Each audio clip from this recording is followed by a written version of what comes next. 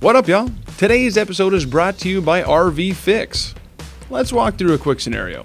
You're on your RV trip that you've been planning for months and bam, something goes wrong.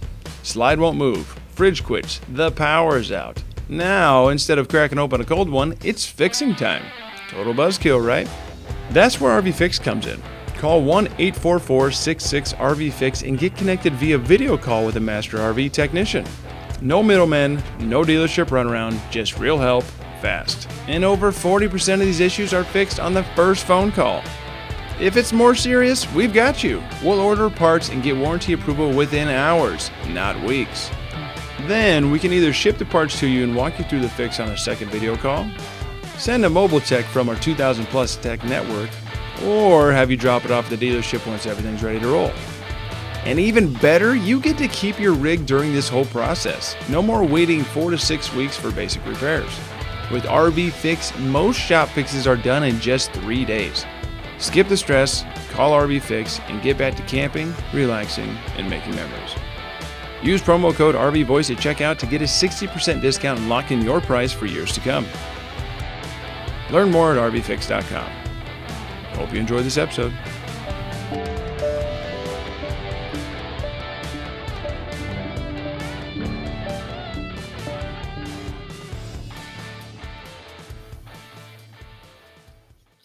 All right, everybody. Welcome to the RV Voice Mashup, the first of its kind. We got JB, myself, Josh the RV Nerd, and JD from Big Truck Big RV. Hope you can hear me. Josh, give me a thumbs up if you can. I got you. Hey, quick note.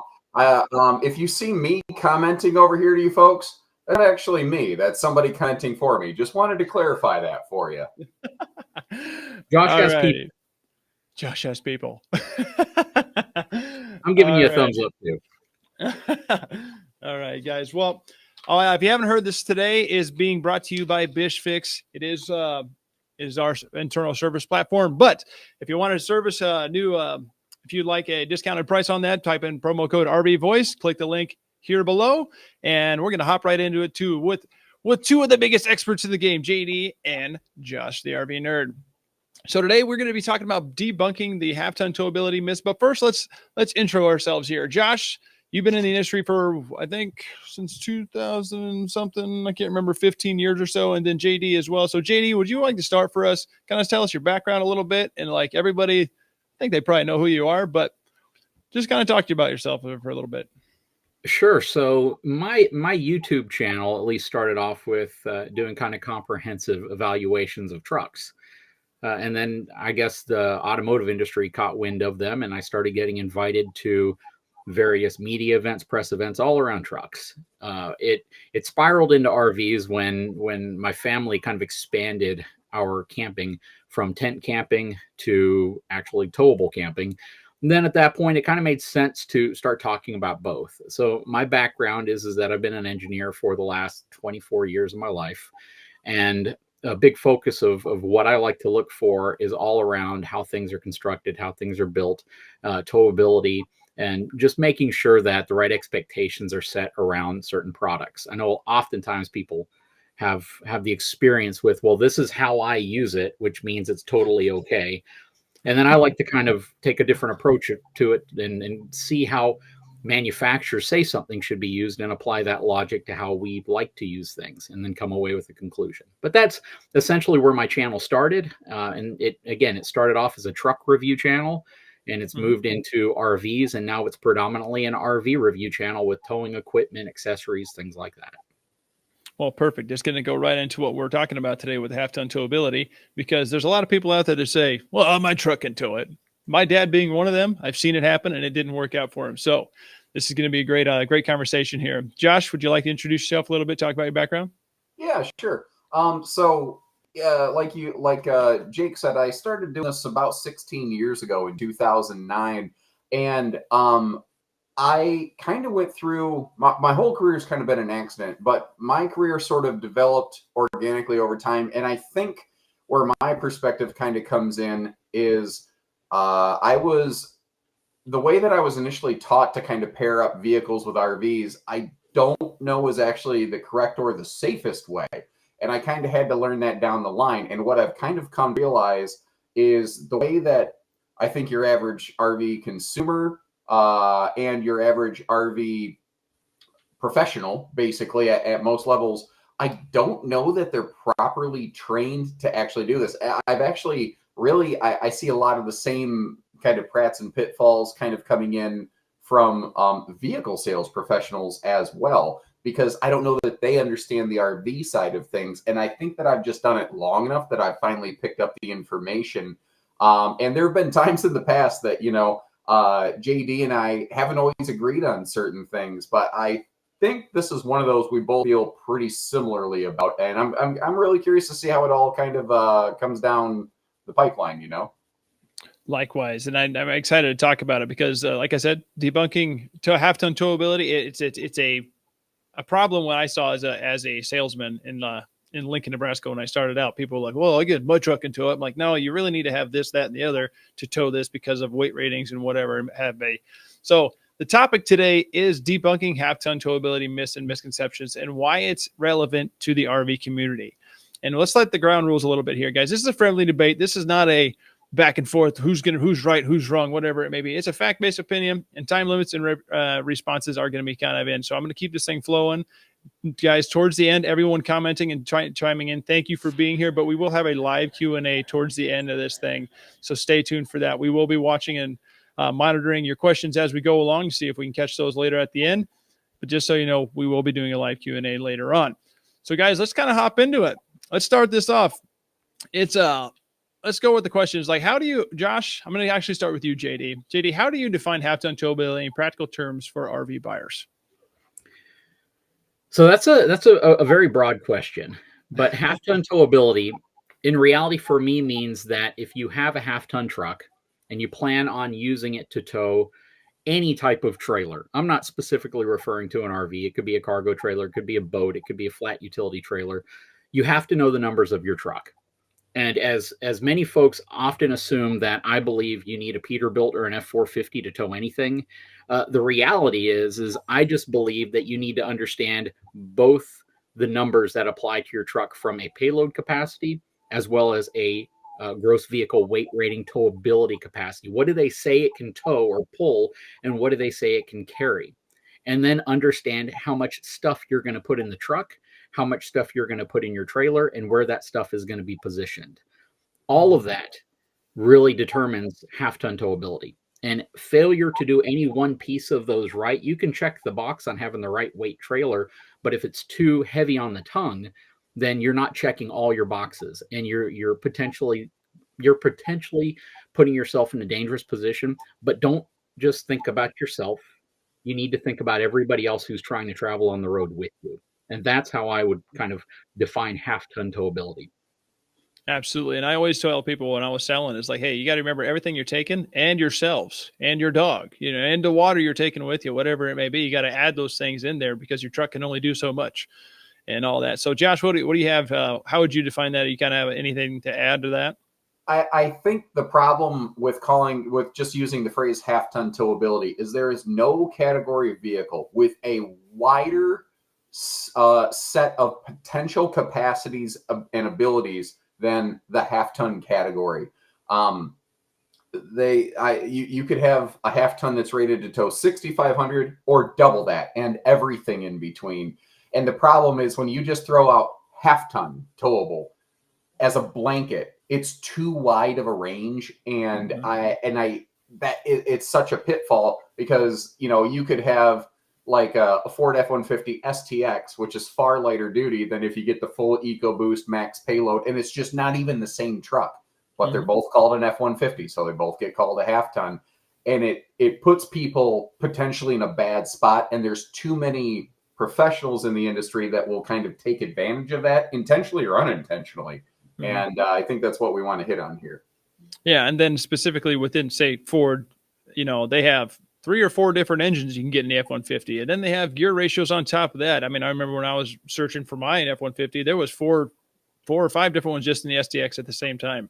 So there's a lot to know and a lot of, I guess, numbers on the inside on the window sticker type stuff and all that. And we'll get into that. But next question, Josh, let's start with you. What are the most common misconceptions that you see people with half-ton towability and low half-ton tow vehicles and towing RVs? I think the recurring trend where I suspect we're going to run into here is that it's all focused on tow rating, tow capacity, tow capacity. What's your tow capacity?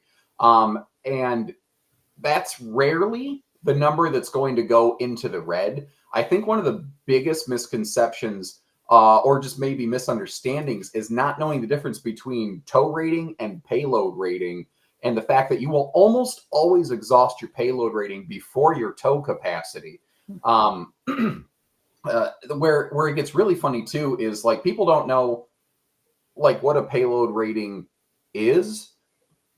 They don't understand the difference between carrying weight in the truck versus pulling weight with the truck. And I think that's the biggest thing. If we accomplish one thing with this video, if we could get people to understand how important your payload rating is in this equation, I think that would probably be the best thing we could accomplish. It's definitely going to be new knowledge to me a little bit. I'm thinking when you say payload, I'm just thinking cargo weight overall, which is, I'm guessing, basically same. But want to know more about that. So I'm excited to hear about it. JD, anything you want to add to that as a common misconception? Yeah, I think here's a big one. So everybody knows the most capable truck ever produced was the Ford Ranger. Ford Ranger. And the Ford Ranger was a beast, and we all know that. But the reality here is, and this is going to blow a lot of people away, is that may not be too far from the truth. Believe it or not, the 95 Ford Ranger, which was one of the most common Ford Rangers people had 1,400 pounds properly equipped of payload capacity, which, believe it or not, that exceeds about 60% of the half-ton trucks sold from a payload perspective on the road. Most people don't know, and most people, like Josh said, they equate a half-ton truck to being the same as every half-ton truck on the road.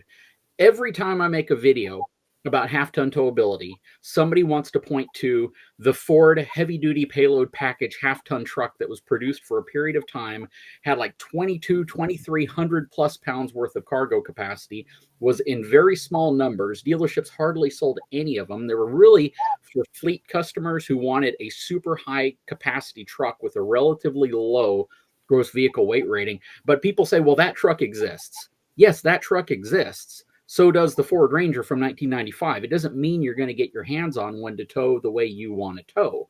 At the end of the day, you need to know your specific truck's payload capacity and tow rating. And most people don't. And the biggest misconception people have is that they see the commercial, they watch the Ford commercial with the F-150 hauling around, some 12,000 pound boat. And they say, if I go to a Ford dealership and I buy any F-150, that's the type of payload capacity and towing I'm going to have. Not realizing that the only way you will get the maximum payload capacity out of a half-ton truck is getting it in a base configuration, a fleet configuration, lowest trim, two-wheel drive, long bed, regular cab truck, two-door truck. That's how you're going to get it, because they've stripped out all of the luxury features, which gives you back your payload capacity. But that also will not be the truck with the highest towing capacity. So just as Josh said, you will never know just by looking at a truck from the outside what its payload and what its towing capabilities are, unless you look at the sticker, unless you look at the numbers in the door, and unless you truly research the specific truck you're looking at. Yeah, there's a lot of numbers, just like GCWR, GVWR, whatever it may be, and there's a lot more to it. Payload capacity on top of that. There's a lot of numbers and a lot of calculations you really got to be a part of, really getting dialed down to it. You should never really stretch it. I mean, I always had this as kind of a safe number, 1,500 to 2,000 pounds at minimum. And now I know that's kind of changes per segment, but that was just my sales experience. We had a lot of lake hoppers or just weekenders that would do that. So, that's what I went off of for towing capacity. But knowing now, I probably wasn't doing the best for everybody that I could have. But in your experience, what type of RVs are typically marked as half-ton towable? And then is this always accurate? JD, I'd love to start with this one. Oh, absolutely not. It's all marketing. The reality is every time I see a conventional fifth wheel, and what I mean by that is I'm not talking about a Casita. I'm not talking about some boutique brand that makes a fiberglass super small pod fifth wheel. I'm talking about your traditional fifth wheel from any of the big threes. If they market as a half-ton towable fifth wheel, they are usually only doing that based on the gross vehicle weight rating, or basically the loaded weight rating of the trailer itself, and very specific half-ton trucks that could potentially have that rating.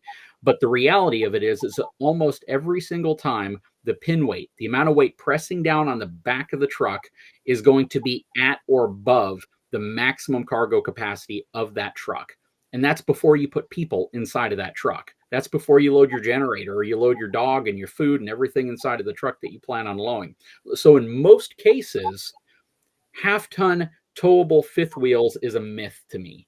I do believe there are a few, most being boutique brands, but again, unless you have that unicorn of a truck, that F-150 heavy-duty payload package truck with 2,600 pounds worth of cargo capacity, and then you find the lightest half-ton towable 9,500 pound GVWR Keystone or Grand Design or whatever fifth wheel, you're not going to find the magic two vehicles and put them together. You just don't see it.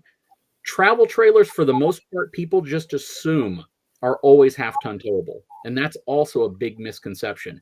But again, I do believe that fifth wheels are more commonly advertised as half-ton towable because the manufacturers want you to believe that we made one that finally hits all the right marks so you can tow it with your half-ton, and that's a very, very dangerous advertising campaign.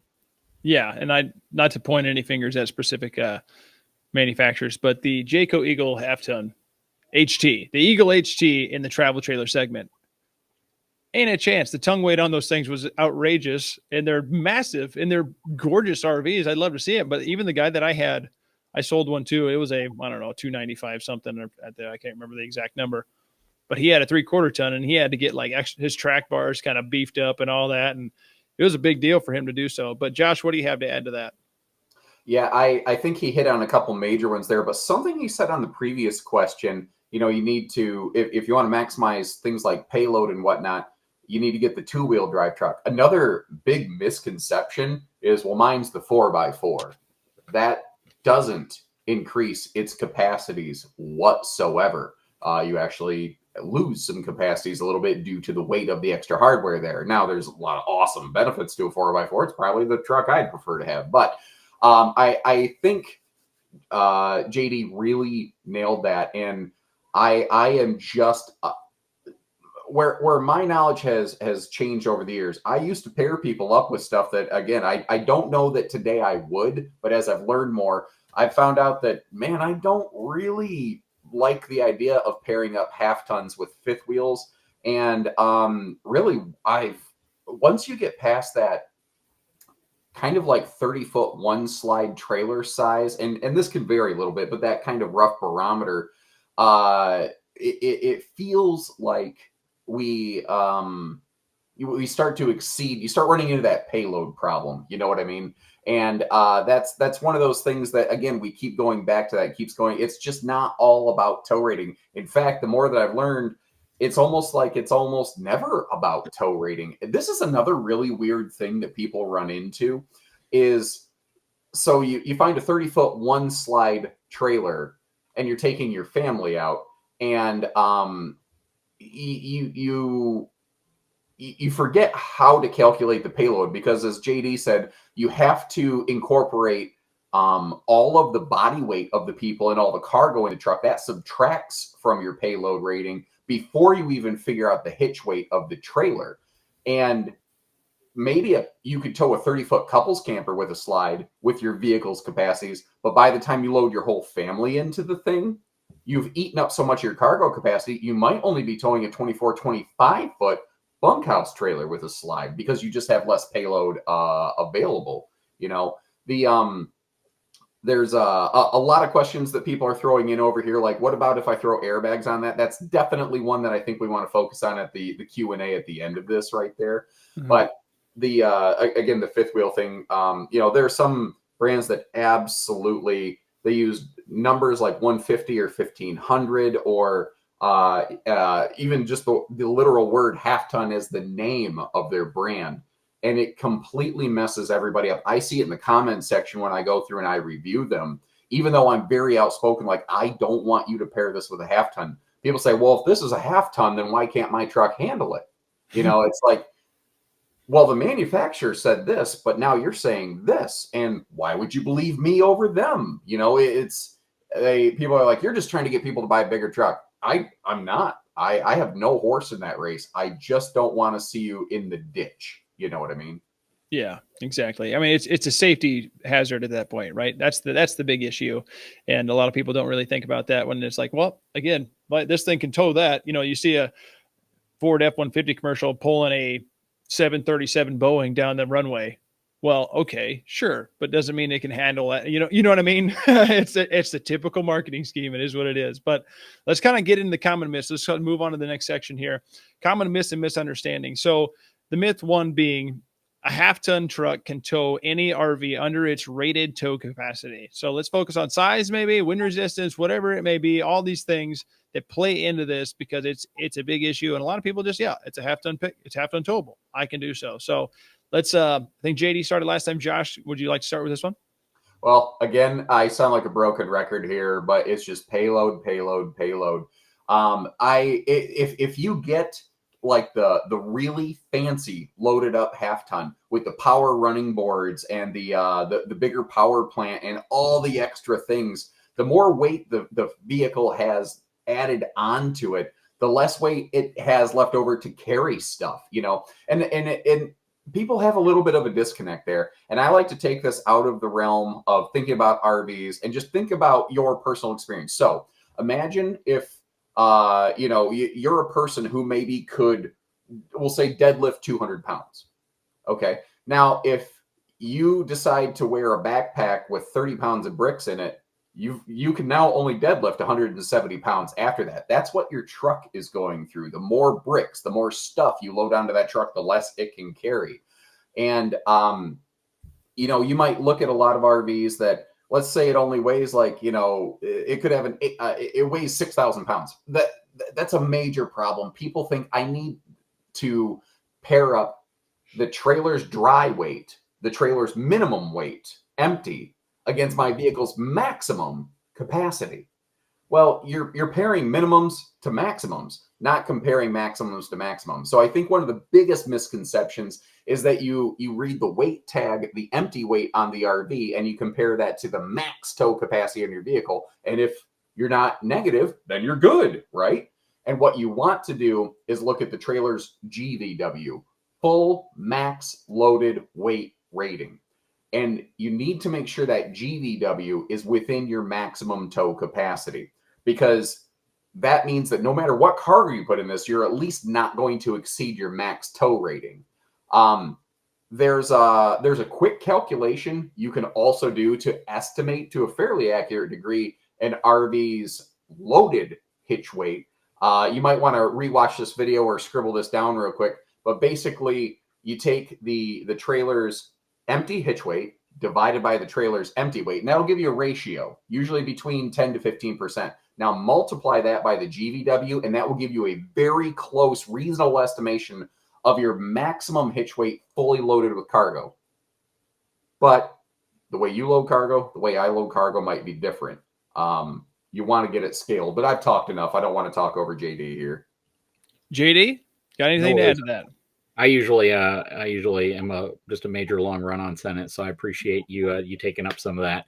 So, but yeah, when it comes to myths and misconceptions, there's a lot of them with half tons, and the thing is nobody wants to call somebody's truck incapable. I think we all spend a lot of money for vehicles these days.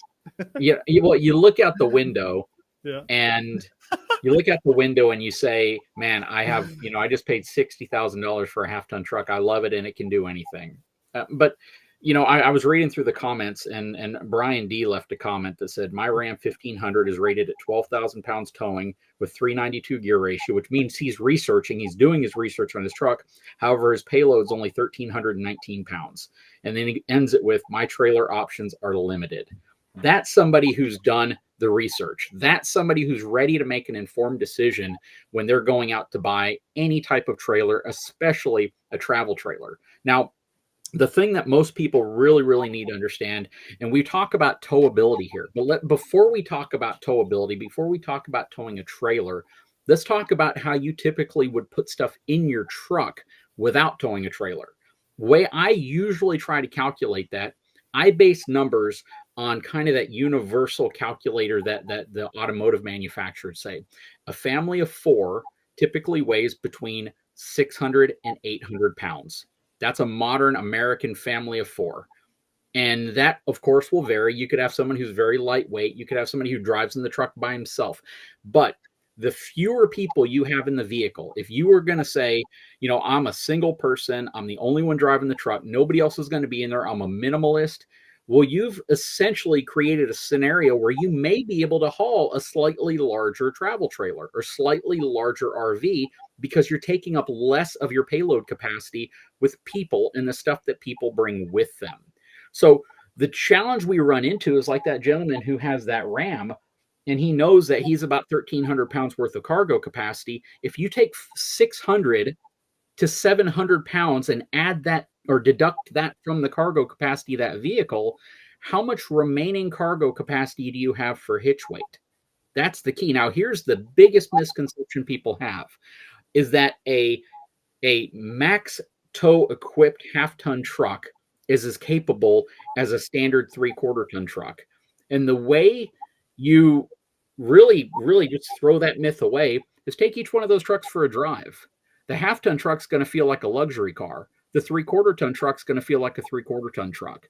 That stiffness of the suspension plays a huge factor in terms of how that truck's going to handle bumps, how it's going to handle sway, how it's going to handle expansion joints, how it's going to handle anything you go over.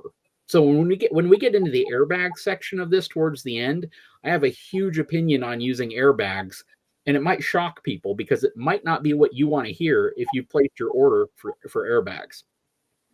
Okay. Yeah. I had just a real plug here. My dad bought a travel trailer and a half-ton pickup. And I was like, Dad, you have a 3/4 ton pickup. You need to not a travel trailer. He bought a truck camper, like an older truck camper. I said, you need to put it in that 3/4 ton pickup. He's like, well, my half-ton could do it. And I'm like, it's offensive to me, Dad, that you're not listening to me because this is the industry I work in. But he bought airbags and he thinks it rides just fine. And whatever, I tell him it's a safety concern, but it is what it is. So, Judy, I think that was very insightful. I appreciate that. I mean, I think that makes sense to everybody listening. The calculations alone, it's kind of hard, and it's hard to kind of find that stuff as you go into the internet looking for that stuff. So, this next myth is actually kind of diving into that extra accessory suspension, and all that. So, upgrading a half-ton pickup with accessories, is that going to help it? Is that going to do a whole lot? I mean, what do the airbags actually do? You can do stiffer track bars. I've heard that people do that. What do you guys have to say to that, Josh? Yeah, that's one of those things, again, that I've kind of, as I've learned what they actually do, I've changed my opinion and recommendations, those professionally over the years. I think one of the biggest misconceptions about suspension upgrades on a half-ton is like, well, I'm going to add a spring assist or I'm going to add airbags. That does not make up for a lacking payload rating. Airbags do not change your factory payload rating. They stiffen up your suspension. They can force the thing to ride a little more flat so that the nose of your vehicle isn't, nose high in the air so that it forces it back down. But they will, they'll give you some good stability. So if you're within your payload rating, but you're at the higher end of it, a lot of your suspension is doing the job of carrying it. So you don't have a lot kind of left over. And if you get hit by like a heavy crosswind or something, you might get a lot of body roll, and airbags will bulk up and stiffen up back there so that you stay vertical, you stay straight and narrow. And as you're, when you're turning the RV, it's not trying to roll like this because it has the better foundation under it. Same with any sort of spring assist or anything like that. The other thing, let's just say, God forbid, you get in some kind of major accident. If Johnny Law goes checking the weight tags, or because the insurance adjuster needs this information, if they look at your payload, they look at this trailer, if they have a way of finding out the numbers, they don't care if you put airbags on it. They're going to use the factory tag. Where do you take that truck to get it re-rated if you provided modifications? I've done this for about 16 years. I've never had somebody give me a great answer. And I'm sure there's some place maybe you could and get official DOT updated tags, but you're not going to change. your legal capacity, and that's a major deal. You know, you could really end up. I mean, I could see somebody unintentionally landing a manslaughter charge because of something like that. You know what I mean? And maybe that's a dramatic example, but I don't think it's unplausible necessarily. Not in this world, no. So JD, maybe JD from Big Truck Big RV might know where you can get DOT approved with something like this. Well, I JD? actually know a few answers and a few things that might be insightful here, but Josh nailed it on the head. Think about it this way. Even if it's not against the law for a non-commercial driver to be towing a trailer that's beyond the truck's capability, we see that all the time. Go to Home Depot and see how many folks are loading up roofing supplies and concrete in the back of a Forerunner. It's insane. That said, even though there may not be some legal law against it, at least in the state I live in, or some of the states I've traveled through, a law saying that you can't do it doesn't mean an attorney can't go after you for doing something negligent. So I think anybody who understands law to any degree understands that there's personal negligence that can also come into play. And if you've not done the research on your vehicle, and then you decide to go out and tow this huge RV, they're going to say, wait, you can make the informed decision to go out and spend $100,000 on an RV behind your vehicle, but you're going to do you're not going to improve your knowledge on either of these at all before you take it on the road and possibly put yourself in a situation where you're going to hurt people.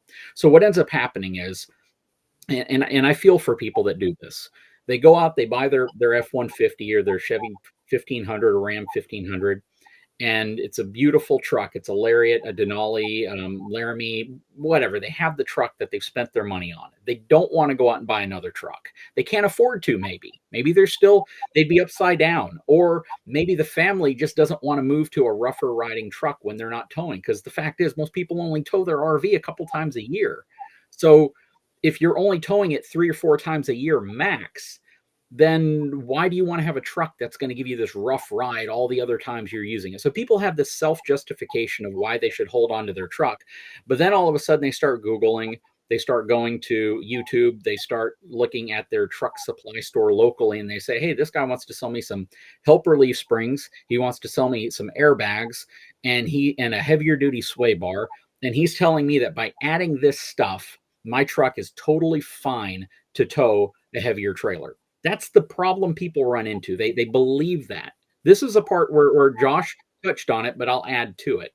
So we know that by adding anything to the truck, it's going to do what? It's going to reduce the available payload capacity of that truck. So when I installed airlift airbag on my F450 truck, for the whole purpose of knowing that if I put 5,000 pounds in the bed of my truck, I can level the load out. Believe it or not, the only reason I put airbags on that truck was because I did not want to blind oncoming traffic with my headlights at night, or when I hitched up my fifth wheel, which only had a 3,600 pound pin weight. It's still enough to bring the back of the truck down to where the headlights are pointing up enough to where it's blinding oncoming traffic. Airbags, for me, the only reason I had airbags was to level out the truck, not to have this pretty looking level ride, but to get my headlights back down on the road so I wasn't being inconsiderate and unsafe to the people who were driving towards me at night. Now, that kit weighs about 75 pounds. Once you install it on your vehicle, you have now reduced your vehicle's available payload capacity by 75 pounds by adding something that somebody may have sold you as increasing your payload capacity. It doesn't. Airbags do not add weight distribution, at least to your truck. They'll distribute weight to your trailer, but they're not going to distribute weight to your truck. A weight distribution system is what distributes weight to your truck. When you use airbags on a truck, you're only really doing it to add stability, like Josh mentioned, and you're doing it to get the front of your truck level again, or the back of your truck level again, so you're not blinding oncoming traffic. That's really what it comes down to. It does nothing for payload capacity, and in some ways, it can actually create more stress on your frame. It can create more stress on segments of the body of your truck because you're now creating leverage and energy in areas that it wasn't designed for. It's being added to the truck. It doesn't necessarily mean your truck's going to crack in half or fail.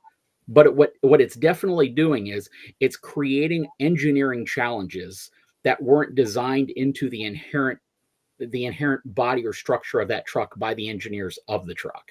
So you always have to be careful of that. Again, it doesn't mean it's going to make your truck fail, but it does mean that you are potentially reducing your available payload capacity, working under the assumption you're improving your cargo capacity when you're not, and possibly adding stress to certain areas of your frame. A quick follow-up on that. I kind of mentioned, we both mentioned airbags don't change your payload. And yeah, it forces your ride level, but it doesn't change the stress, like he said, coming in on the vehicle. You still have the same stress on the chassis, on the brakes, on the drivetrain, and those things aren't being enhanced. Like Michael over here in the comment section, he's like, well, if I had airbags, then brakes, then upgrade axles, then upgrade the frame, that at that point you just bought a new truck is what you just should have done. Yeah. Yeah. That's but again, safety plays into a lot of this, which is really kind of the issue in the long run. But we're going to come back to the safety. I actually skipped something that I want to touch on. Do you feel, I know that marketing kind of plays in this question a little bit, but do you feel that RV dealerships and maybe manufacturers alone often mislead customers about half-ton towability in general? JD, you didn't get a start last time, so I apologize, but let's hear from you on this one. 100, 1,000, 1,000,000% yes. Without a doubt, unequivocally, absolutely. And I'm not going to say all of them do. You have your Joshes out there. You have informed folks who are very careful, but a lot of times the turnover at dealerships is pretty high, and the people that they bring on just are there to sell a product. They don't know what we're talking about. Josh and I have been doing this for a long time. We look into this because if you want to do this for a long time, you want to keep your job, you want to enjoy doing this, you have to take a very, very personal side to this of understanding that you need to make sure people are as safe as possible, and spreading that message is important. So when I first got into RVing, I had an F-250, 2011 F-250. A lot of people vaguely remember that if they started watching my channel almost 9 years ago now.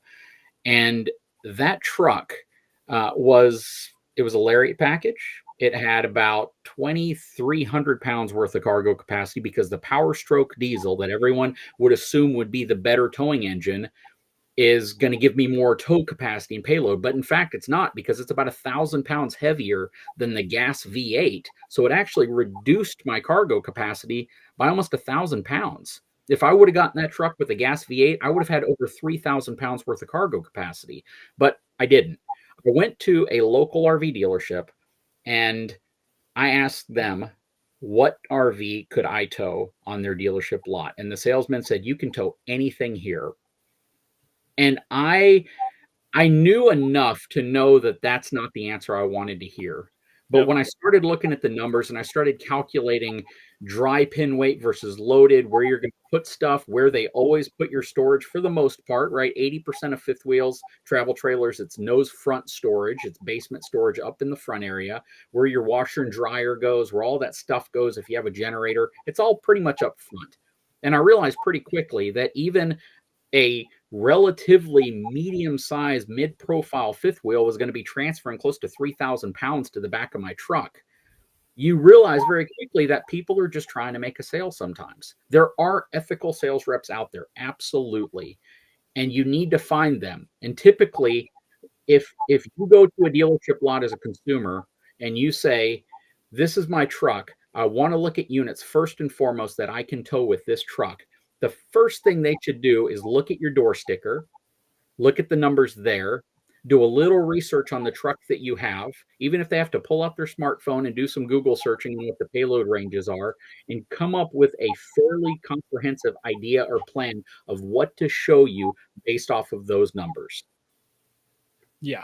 I mean, I wasn't trained that way. It took me a while to even get comfortable with selling these things because it's a safety concern for me. I came from the roofing industry. I was building houses for years before that. So it was a totally different ball game for me as a salesman, but I wasn't comfortable selling till about 3 to 6 months in is when I really kind of took off. And weight rating obviously isn't the only thing that plays into this. So but I had no idea. I had no news to it. So Josh, what do you have to add to that?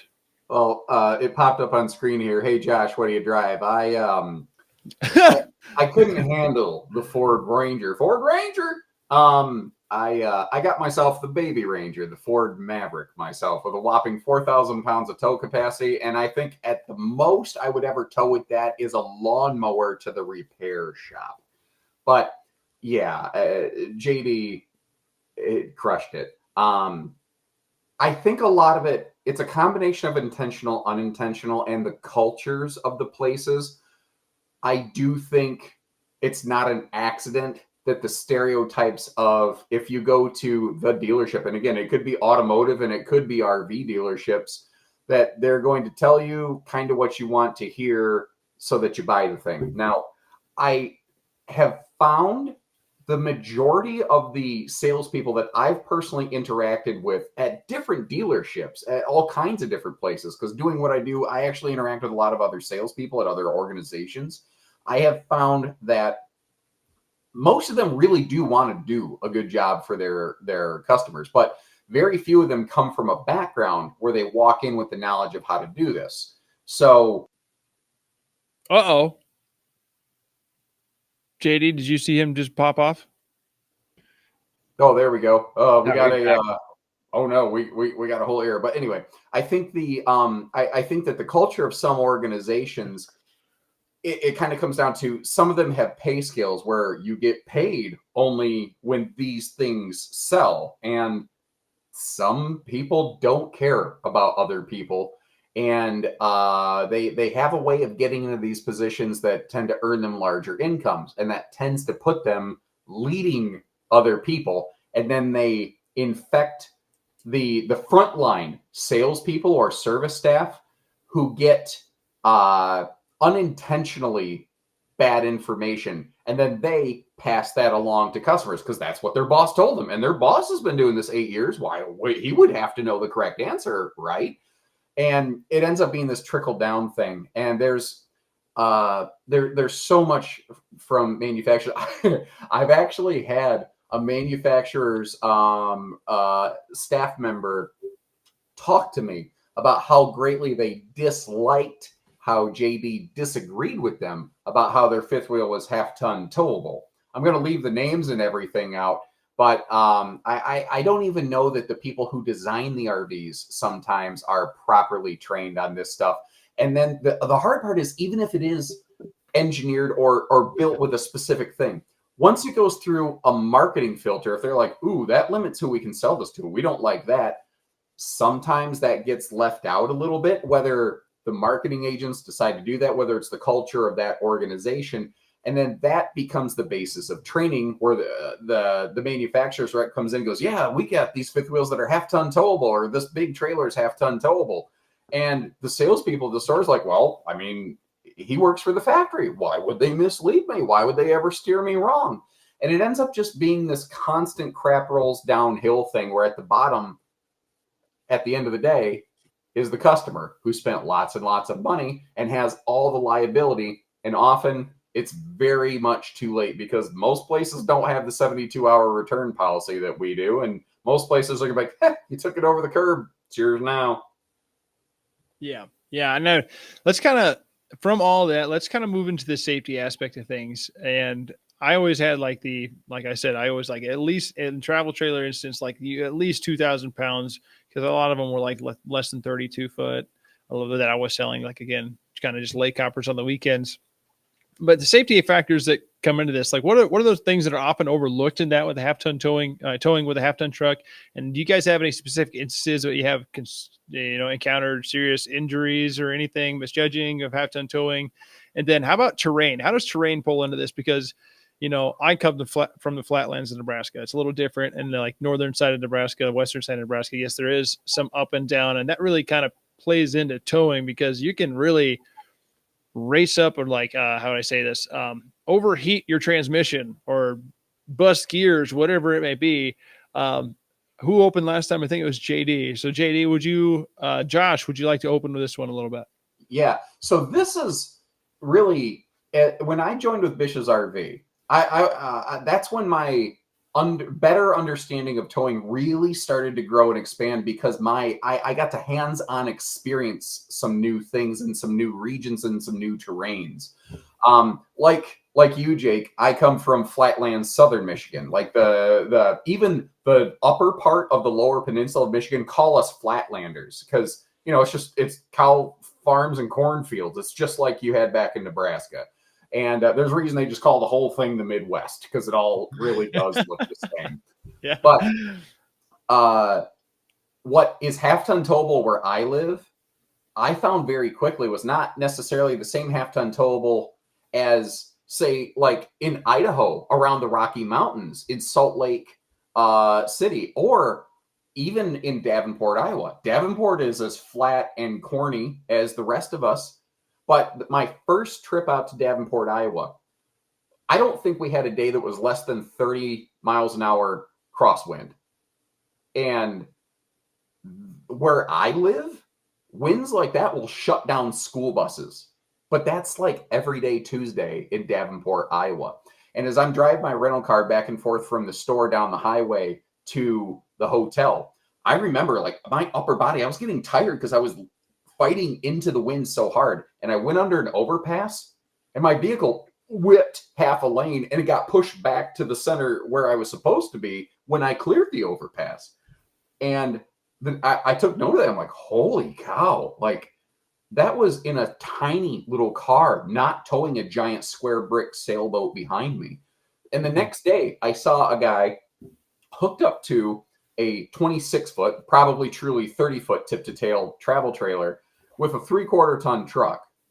And I didn't investigate his capacity is really heavy, but I walked over and I said, hey, I'm just kind of curious. How does this handle that? He goes, man, it's in a day like today, it's all she wants to handle. I can keep it on the road, but it's work. And I instantly went, I have to change how I go about my videos and how I talk towing and I give vehicle suggestions, because where you tow is as important as what you tow. You start going up inclines, some gas motors, when the air thins out, you might lose up to half your horsepower. That is just, you're going to be creeping at 45 mile an hour on the highway or less. You have to shift out of drive and you have to shift manually into like third gear just to get up the hills. Mm-hmm. It's a very different experience when you're towing up inclines and at elevation versus when you are flatland close to sea level, like where I live. It's a very different experience in some parts of the country. And if you want to go cross country, you need to absolutely consider the terrain that you're going to go through, or plan some really long routes out of the way. That's true. Take the scenic route, right? Even though the scenic route's probably through the inclines and all that. So, JD, what do you have to add on to that? So I'm not going to really contest anything that he said because it's all 100% accurate. I'm going to add to it by saying that where most people probably feel, if they disagree with me, it's in this one area, that when I make recommendations about half-ton towing, safety recommendations, everyone thinks that my recommendations apply to everybody. But the reality is there's a lot of people out there who have a tremendous amount of experience. They know exactly how to dial in weight distribution. They know how to load their trailer, where to load it. They know what the capability of their vehicle is, and they can tow very safely, even at or near at max capacity of their vehicle. They're that good at configuring their rig. You see them all the time.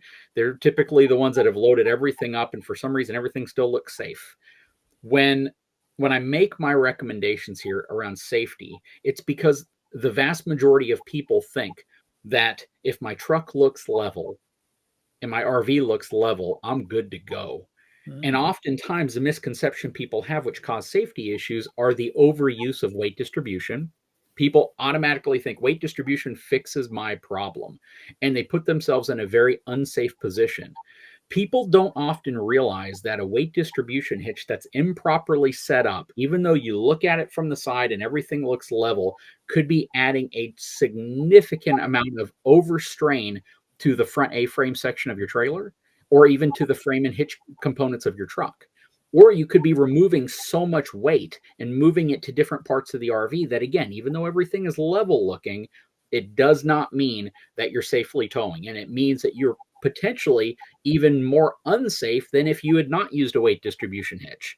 People don't realize that terrain plays a factor with weight distribution when you're going uphill and the trailer is flat and the truck's going uphill, because you add thousands of additional pounds to the front section of your RV. Folks oftentimes believe that if something fails, it's because a manufacturer did something wrong. And that does happen a lot. We all know in the RV world, RVs aren't built like Lexuses. They're not the most reliable things out there.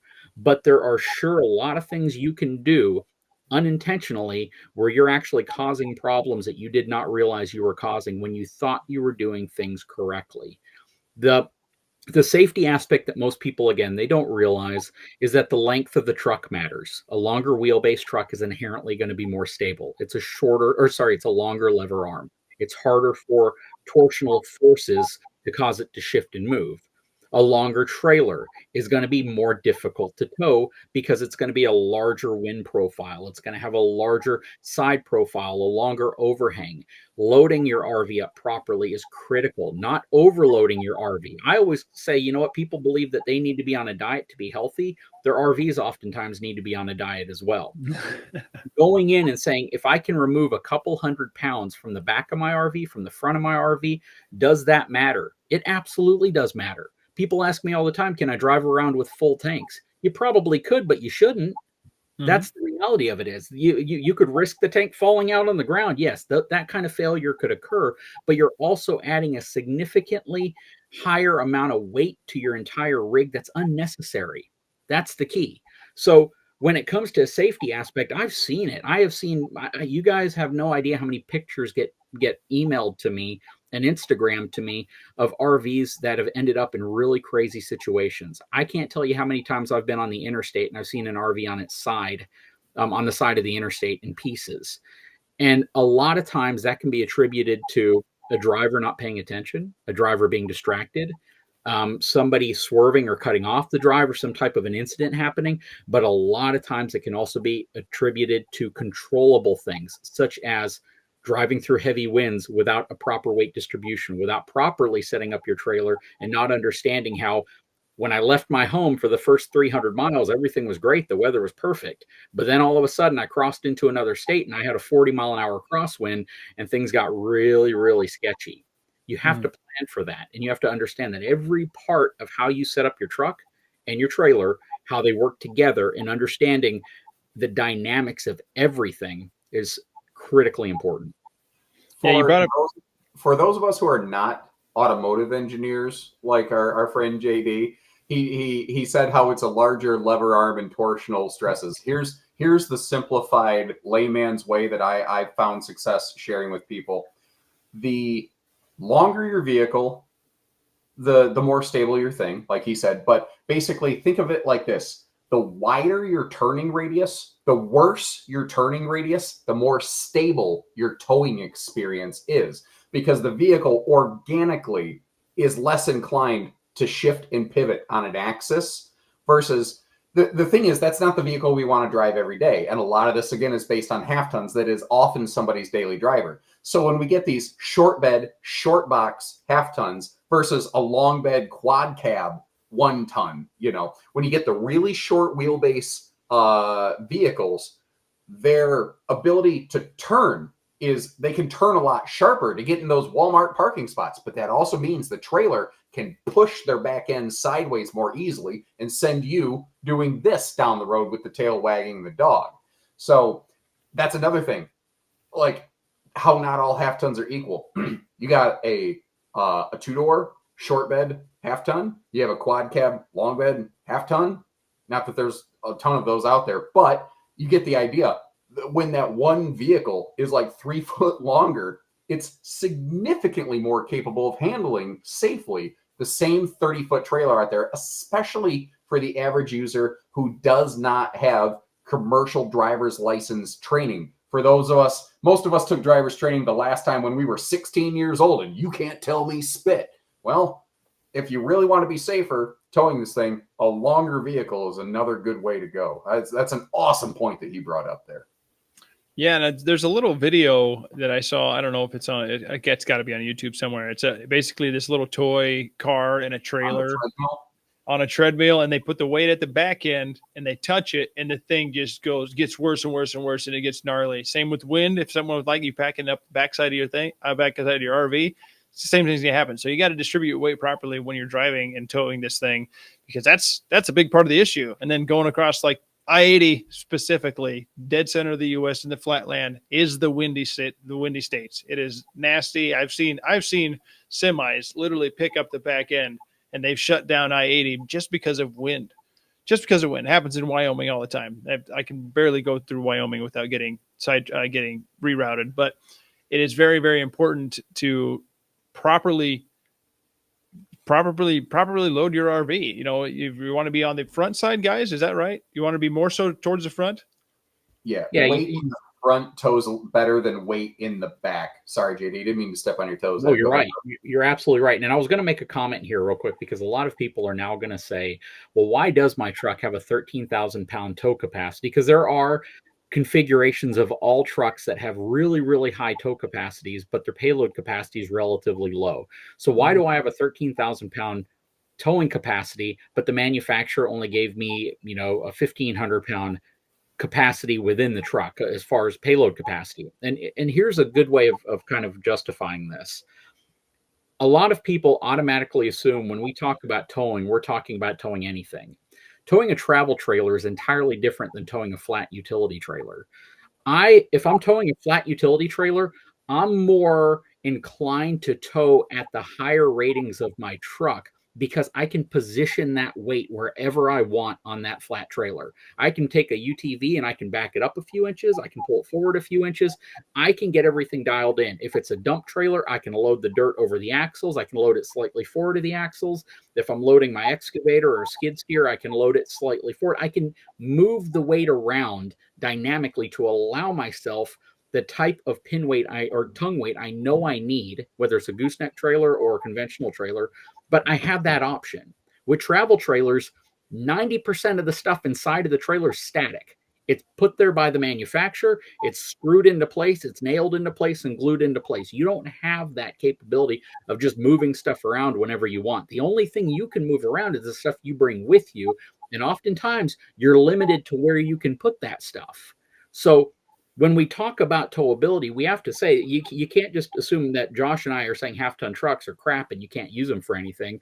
You have to understand that towing an RV is a lot different than towing a cargo trailer, a flat utility trailer, a gooseneck trailer, a deck over trailer, because you don't have that customized ability to move your weight around.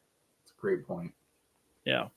That's kind of, let's roll into the next section on that, because it kind of, there's no real good way of calculating this, unfortunately, especially when, you know, like you said, JD, these things are it's static. It's put there. It ain't moving. Weight's kind of just how it is. It's just there. And then you got to put your stuff in there properly. So let's do like tools and resources for RV buyers with the half-ton towing. Like, how do you really measure? What are some key tools, resources for RV buyers that should you use determining half-ton truck, what it can tow specific for an RV, what steps should buyers take when calculating payload, tongue weight, gross combined weight rating, all these things? What I know, JD specifically, you have a tongue scale type deal that I saw that was really cool. But I've also heard of I believe a weight distribution hitch that has a scale on it. Is that true? Yeah, WaySafe has a product. Actually, all of their weight distribution hitches have scales built into them to help calculate tongue weight.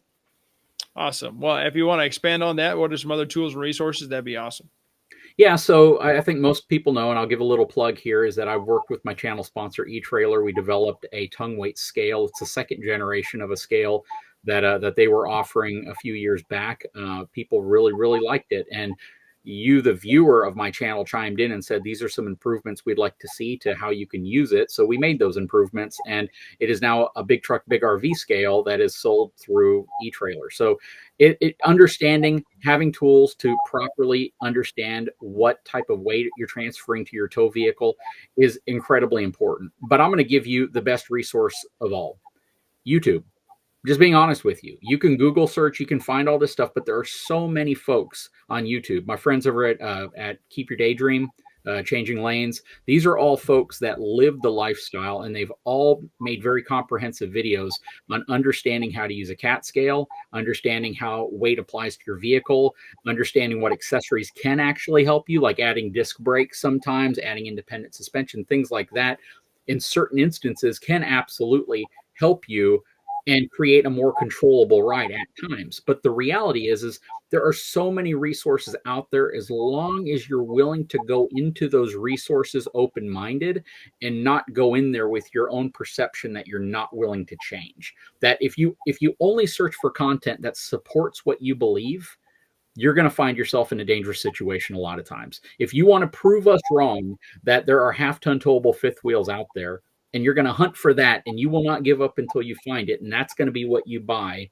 you're trying to force what the industry is saying you could do, but what the people who are trying to educate you on this are telling you you shouldn't do. So the resources are out there. They're all over the place. It's really just finding people who are credible, who do this, who have experience, who have experienced failure. I mean, boy, it only takes you watching a YouTuber who accidentally didn't couple his fifth wheel kingpin, watch it drop on the bed of his truck one time for you to realize that I'm not going to let that happen to me. I'll let his mistake be the reason why I'll never deal with that again. So great when you use your resources and you look for those resources. Yeah. Wolf, Josh, what do you have to add on to that? Well, I have a question for the chat, actually. If you're enjoying the kind of collab that we have going here with JD, what do you think about JD? What if you sent me one of those scales and somehow you and I put together a video that we help broadcast out there, showing people kind of what this thing actually does? Is that something we should get into? I'd really be curious to see what people think about that. But yeah, use your resources. Like he said, one of the hardest things about this whole thing is that you will never actually know your RV's hitch weight, basically, until it's too late. And what I don't mean is until you get into an accident. What I mean is, first, the first resource you have to look at is the manufacturer's website and or brochures. But that will be the empty base, completely dry model RV before propane, before battery, before graham crackers, before anything is put into this. And they're going to measure that hitch weight. Then you apply options to the RV. Now, imagine in the case of something like a fifth wheel, and you add a generator to the front area, and you have a massive front storage compartment. So you add a generator, which basically I've really not seen manufacturers that will tell you what the loaded, scaled hitch weight of that specific RV is as it was built. A lot of them do measure it, but they never tell us. They don't even tell dealers. It's not like the truck dealership. I can't punch in your VIN number, and I can't tell you what the hitch weight of your RV is. So you have to use some general calculations. You have to use a modicum of common sense. You have to kind of hope you're not being misled by somebody. And you then have to actually complete the purchase and tow it home. And you have to load your cargo into it. And then you have to take it across the scales and know how to read those tickets. And to do it right, you have to actually scale the thing with the trailer on and with the trailer off. And again, JD pointed you to a couple of those channels, the big channels everybody knows. Changing Lanes, Keep Your Daydream. They've done fantastic videos on this. It's part of the reason I've never bothered doing a video of it myself, because they just did it so well that I don't think I need to. But they, the way that you load cargo and the way that you in the chat section load cargo, you're going to take, if you bought the exact same RV, you're going to all have different hitch weights. And depending on what you put in your vehicle and how many people, you're going to have different forces in play. And until you load your thing and you scale it, you don't really know. So a little pro tip from your Uncle Josh is, if you know that Thursday is taking the RV home day, Thursday night should be loading the RV day, then Friday morning should be cat scale day. And you should, as soon as possible, find out what you're really getting into here, because if something is really screwy and sideways, maybe you still have a time-based opportunity to contact your dealership and swap that out. But again, I've seen plenty of RV dealer agents steer people incorrectly, intentionally or unintentionally, and I've seen the exact same thing happen just as many times from automotive dealerships. So it's just a really annoying, frustrating thing, but actually cat scales are your friend. I guess that's the easiest thing I can say, is that cat scales are your friend. Yep. And real quick, I just want to add something to what you said about scaling your RV, spending, the day getting your RV there, setting it up, getting it positioned. And here's the thing that's really nice about this. Once you do that, take everything you think you need to take with you. Just make sure you're not overloading it to your best degree. When you scale it, you're going to see if you're riding heavy. If you're riding heavier than you thought, if the numbers don't add up, you can remove stuff. I think almost anybody can go through the closet of their home, the garage at their house, or the basement in their RV and find a couple 100 pounds worth of stuff they just don't need there. That's not considered emergency, not considered something that's critical. And it's just brought along for that, just in case we need it kind of scenario. Once you scale out and you figure out where you're at and you're safe and the numbers look good, you don't have to do it very often. That's the key. You get this taken care of.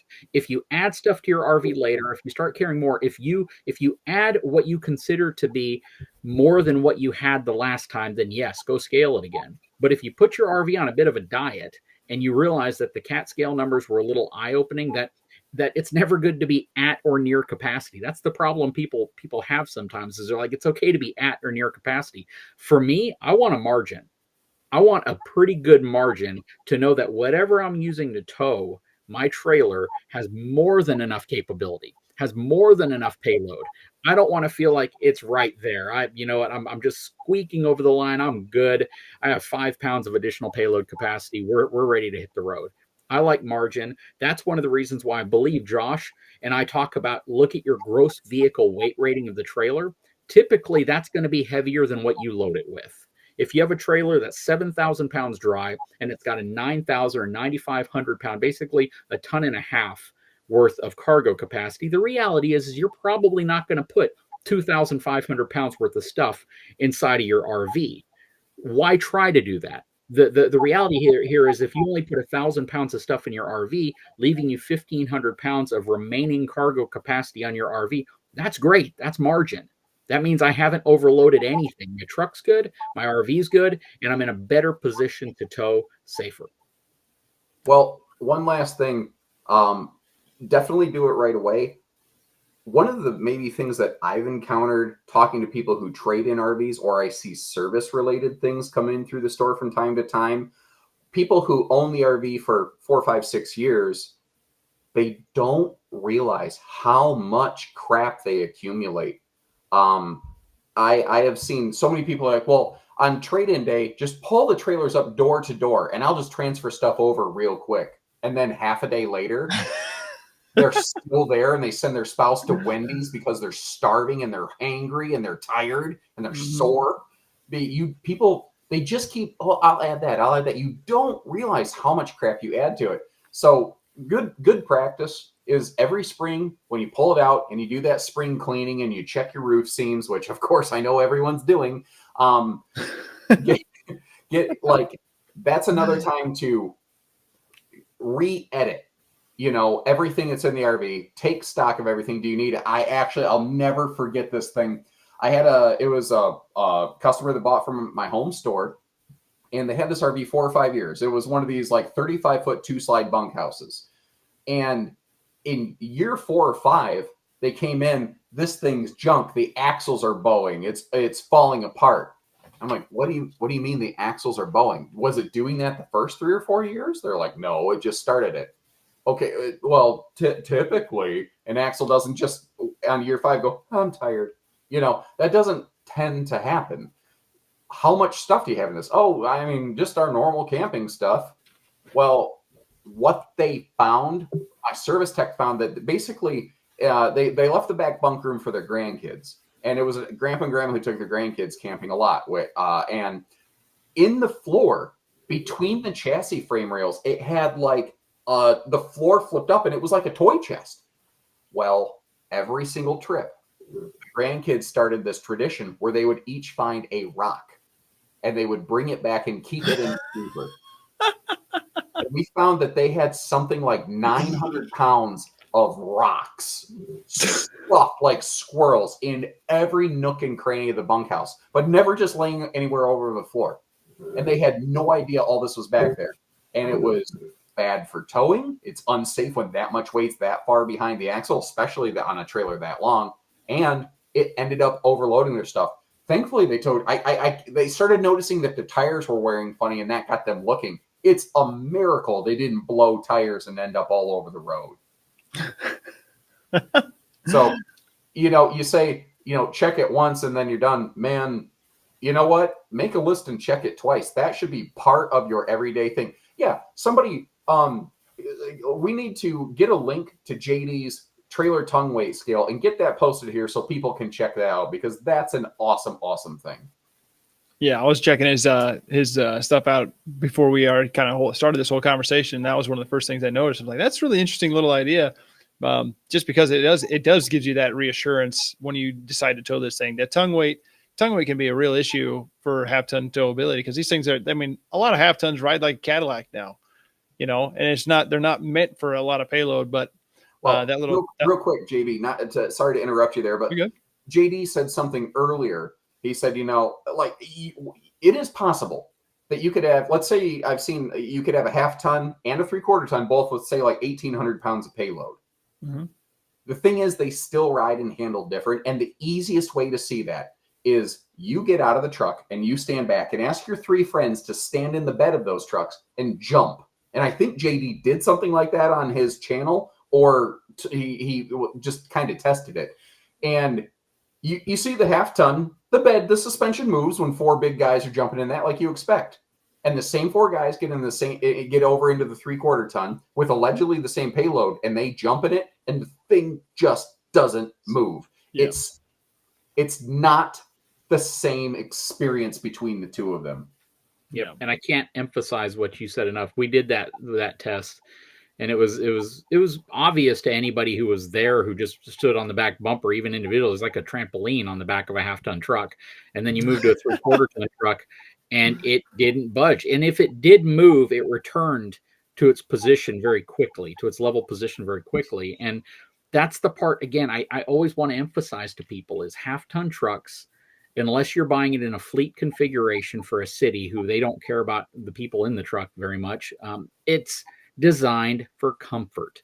It's designed to be the equivalent of a luxury SUV. That's the reason why trucks are outselling everything else on the road. That's the reason why car sales have plummeted. SUV sales have dropped off, and truck sales are continuing to be as strong as they are. It gives you the utility you're looking for. I love half-ton trucks. We have a half-ton truck. We have an F450. The half-ton truck gets more miles on it than the F450 because my wife enjoys it. My child enjoys it. We can go to anywhere we need to go for the most part, pick up whatever we need, and we are happy. But we're never going to tow a 5th wheel behind a half-ton truck, and we're not going to tow a large travel trailer behind a half-ton truck because it's just not that safe. Why use it for that purpose if it's not the ideal candidate for that purpose? And so if you're going to use it for towing a trailer, just be sure you get the right size and weight of trailer. That's really what it comes down to.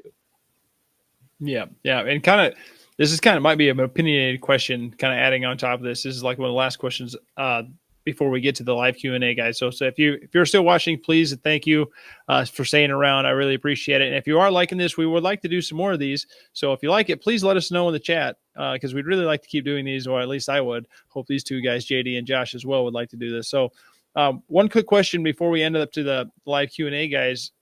This might be opinionated a little bit, but Josh and JD, is there any particular trucks that you would, I guess, recommend for half-ton towing on the higher side of things? Because across all 3 the major brands, or 4 major brands, depending, GMC, Chevy, this is the same thing to me. They're pretty similar. I mean, you can't really, it's kind of just an opinion, or like a favoritism, whatever way. My dad's always owned a Ford, or whatever it may be. let's say on the higher towing side of things, so like the big Eagle HT types, is there anything that you would recommend as a truck for that? Go ahead, JD.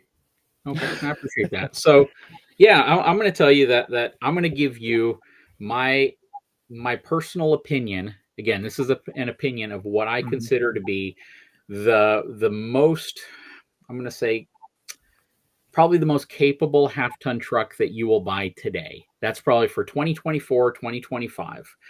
From any of the manufacturers, it's going to have between 1,600 and 1,850 pounds worth of cargo capacity. Typically closer to 1,850 pounds, and it's going to have a towing capacity of about 10,000 pounds. If you look at Toyota, you look at the new Tundra, that is kind of an interesting approach Toyota took. They weren't trying to, they didn't compete in the tailgate wars. They weren't trying to come up with a truck that has 13,500 pounds, 14,000 pounds worth of towing capacity. They were very honest and clear when they said, we want to put actual numbers of what we think our truck's capable of on it as a recommendation, as our rating, and that's what you should be able to use this truck for. So when I say, let's just say 1,800 pounds cargo capacity, if you look at the sticker and it says that, and the truck has a 10,000 pound towing capacity, that will typically put you in the realm of about a 7,000 pound travel trailer, maybe 7,500 pounds. When everything is said and done, you take roughly 10% of that dry, which would make up your dry tongue weight. You add all the stuff people bring with them, the stuff you're going to put in the bed of the truck, all of that, you'll probably have a total of about 900 to 950 pounds worth of weight pressing down on the back of your truck. Inside of the vehicle, you're going to have people, right? You're going to have your family. You're going to have everything else, and that will make up about 3/4 of what's left of that payload capacity. So ideal truck really comes down to understanding the ideal trailer for that truck.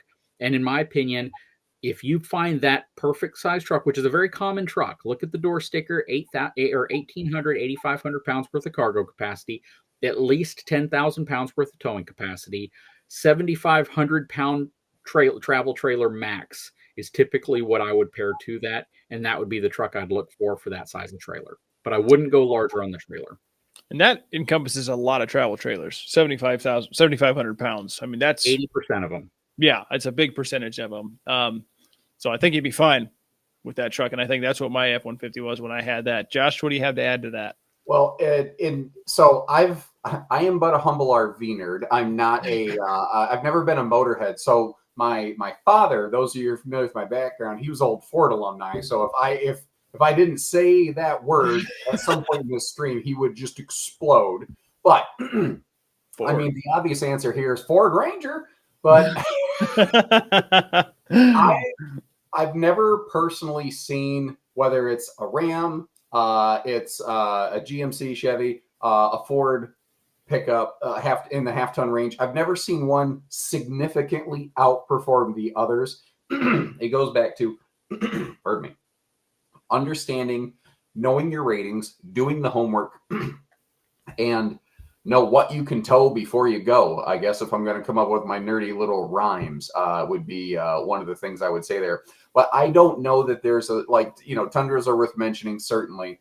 I don't know that there is a specific brand that will get you further. And the thing that the danger they run into on the Ford Ranger is there's two. There's the Ford Ranger, and then there's the Ford freaking Ranger, and it was engineered with limitless payload and tow ratings. But you had to win the Willy Wonka tickets to get those.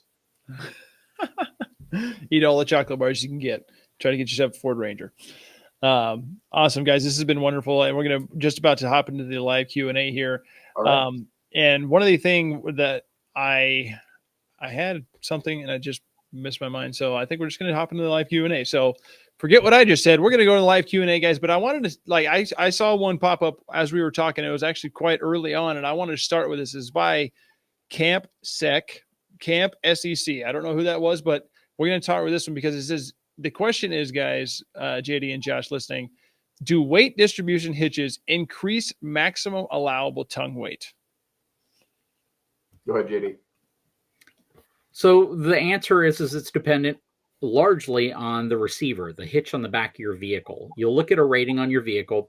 Some vehicles, if you look at like a 3/4 ton or a 1-ton truck now, they will allow you to tow maximum hitch weight without the need for a weight distribution hitch. But on almost every half-ton truck in existence, you're going to have a tow capacity or weight range capacity without a weight distribution hitch, and then one with a weight distribution hitch. And in most cases, it's going to be significantly higher if you use a weight distribution hitch. So weight distribution hitches absolutely can increase the rated or increase your ability to tow at your rated capacity. That's probably the better way of saying it. The weight distribution hitch will still not allow you to tow beyond your maximum payload or your maximum towing capacity. The another way to maybe help people understand that is, there's, if you look at the receiver hitch on the back of like a 1-ton dually, it's a bigger square versus when you look at your half-ton, that's like a 2-inch square. That's called a class 3 hitch. Whereas the bigger trucks have a class 4 hitch. A class 4 hitch or above basically essentially already has weight distribution integrated into it. A very real way of thinking about a weight distribution hitch that you buy from a dealership and have installed is it's an external class 4 upgrade. Not exactly, but that's essentially what you're doing right there. There's something I wanted to add, and it just finally popped back into my head when we were talking about, our marketing efforts misleading people here. I think one of those things, and when we've kind of discovered this, just being real, like we're not perfect, but we're trying to be better. And one of the things that we've discovered is that, our people at the service counter and the parts counter, maybe they weren't necessarily trained the right way, because people would come in and say, hey, I want to do a fifth wheel to gooseneck conversion, or I want to add XYZ widget to the RV. And yeah, we can do that. And we're obviously certainly happy to take your money doing that. But where we were falling short, and where a lot of dealerships fall short, is not also informing the customer of the possible negative consequences of that. And that right there is one of the major areas where the frame flex conversation in a lot of fifth wheels could have been averted for so many people. And we had to look ourselves in the mirror and realize we were actually maybe putting like gooseneck conversions on people's fifth wheels that shouldn't have been there. And if they insist on it, that's okay. You're an American. You can make your decisions. We will do it. But where we were falling short is we were not necessarily always properly educating people on, yes, we can, but if you do, here's what could happen. And, that's one of those things where we've had to look ourselves in the mirror. We've fixed some people's RVs, and we're doing the better now to better educate our staff where it matters. I don't know. I forgot how we got onto this. So now my train went off the tracks, but hey, we're live. I came back to my train. If you guys are really liking this, we'll try to do this again. Just let us know in the comments, and we'll round up another thing. JD, I think you started to talk there. I want to say one thing real quick here. This stream was supposed to go out live on both my channel, where a lot of you are watching it, and JD's channel. Don't know what happened, some technical gremlin on the back end, but anybody who's watching this on my channel, please take a second, click over to Big Truck Big RV on YouTube and hit the subscribe button. Okay. The information he's saying here is the information he puts out every day. And I absolutely don't think I'm the only person with information or an opinion. And I absolutely encourage you to get info from all the sources that you can. I appreciate that. Yeah, I don't know why it's not showing about the tech thing, dude. Oh, it's okay. We'll get it figured out. And I'm going to re-air this on my channel as well. So I appreciate all the time and effort the folks at Bishop put into this. But the comment I wanted to make is one that people oftentimes don't think about. And this is when you were towing an RV 20 years ago, you were towing it regardless of what size of truck you had, with a truck that probably had 1/3 the horsepower and torque as it has today. Hey, look, there's the is this the Wizard of Oz? Morning. Yeah. Peek behind the Whatever. curtain. Nobody sees the wizard. Not no one, not no how. Sorry, guys, that it wasn't supposed to happen. Computer glitch. I'm gonna leave now. I'm just No hoping worries. you're wearing pants. Good to see you. Yeah. Hey, it just lets people know that it takes an army. It takes a team to put something like this together. Yeah. But what I wanted to say real quick, guys, is that a lot of people don't realize that 20 years ago, when you bought a truck, it probably has a third of the horsepower and torque as a truck that you buy today. The horsepower and torque wars have gotten insane. I never would have thought in a million years that I would have a truck with 1,200 horsepower, or sorry, 1,200 pound-feet of torque and 500 horsepower, right? We weren't prepared for that. That torque, that force, that energy pulling. Imagine what that does to trailers that have largely, from a frame perspective, not changed much. So you have to think you're yanking on a trailer with much more power than we ever have. So from a towability perspective, when we talk about this stuff, you also have to factor in the decisions we make to get more powerful vehicles and how those powerful vehicles can actually potentially lead to some towing related issues, some structural related issues. And, yes, you can always make things stronger. But when you make things stronger, you also make things, fill in the blank, heavier. I just wanted to drop that in real quick. Yep. Well, and that's another problem. There is this phenomenon I call the fattening of RVs. Look at, you can look through just my video records, or you can look through manufacturers' histories on their websites and look at the same model over like a 6-year period. Every year, it keeps getting a little heavier, but the frame, the suspension, the running gear, none of that stuff typically changes until they hit a point where, it starts failing. And I put the camera on an RV at my home store yesterday that is a model that's been out for a while. And the thing is awesome, but as they've added so much crap to it, completely unloaded, it had 463 pounds of available cargo on the trailer. You are going to very likely overload that trailer. And it's one of those things we're talking a lot about the overloading aspects of the vehicle, but you also really want to keep an eye on the available cargo capacity on the trailer itself. That's kind of not related, but kind of related. I wanted to throw that out there. Okay. You have anything to add to that, or can I move on to the next question? Boy, I this could go on for hours. I do have something to add. It's actually really great. I'll keep it real short. Yeah. So if you have a 10,000 pound GVWR RV and the manufacturer of that RV tells you that the dry weight's 7,500 pounds, what does that leave you? 2,500 pounds worth of cargo capacity, right? So if you're not careful, does that mean I can take a Toyota Prius and put it in the front basement section? Because if a Toyota Prius weighs 2,300 pounds, I'm technically under my cargo capacity rating. Understand where weight should go, how much weight you should carry, and if every single part of that frame is actually designed to carry all that weight. Again, be smart when it comes to loading your RV and understand that just because they give you a rating does not mean you need to go up to that rating. And it also doesn't mean that the trailer in any part of that RV can hold that rating. That was my little rant. Thank you. Great. Perfect. Yeah. And there's some other ratings on that to really find your tow rating, payload capacity. You can find websites to find that. I know there's several out there. I used them when I was a salesman. But one question that kind of popped up here that caught my eye, it's a little different. It's from Daniel Johnson. Daniel Johnson, thank you for typing this one in. It's, what is the preferred length of a travel trailer for a typical half ton? Now, it's not really overall length is just really a problem, right? It's usually the weight that we're talking about. So the question is, I'm going to read it out. What is the preferred length of the travel trailer for a typical half ton? Looking for the best length to weight trailer of my half ton. Payload is 2,500. We don't really need to know that, but is there any, does the length really play a factor to you guys? So let's talk about that a little bit. Yeah, no, absolutely it does. I'm using my computer now, so I can't pull this up, but I actually have like a little spreadsheet calculator where you plug in your vehicle's wheelbase and it will tell you here's the trailer wheelbase that you could tow before you begin to experience negative towing effects. So the length of your vehicle and the length of the trailer absolutely matter in relation to one another. I don't have that up.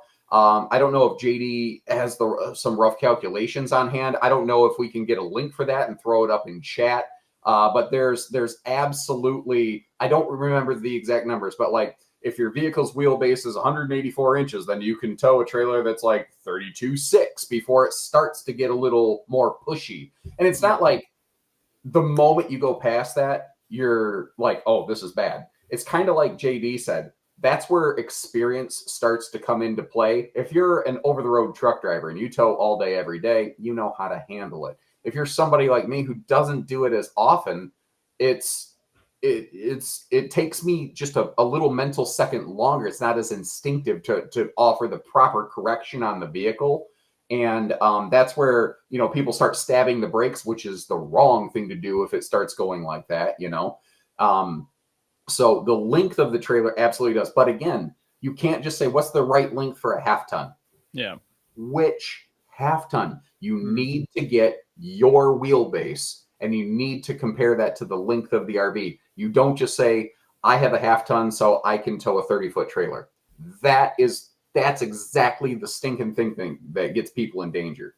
And to kind of add to that, Josh is absolutely right. And we've talked about that from the beginning of this live stream to now, that understanding the length, understanding true numbers capabilities is super important. What I typically say, because people want to hear a number, and what I typically will tell people, that if you have the most common configured truck, a modern half-ton truck with a max tow package, with a payload capacity between 1,500 and 1,800 pounds, four-wheel drive, four-door truck. That is the most common half-ton configuration truck sold today.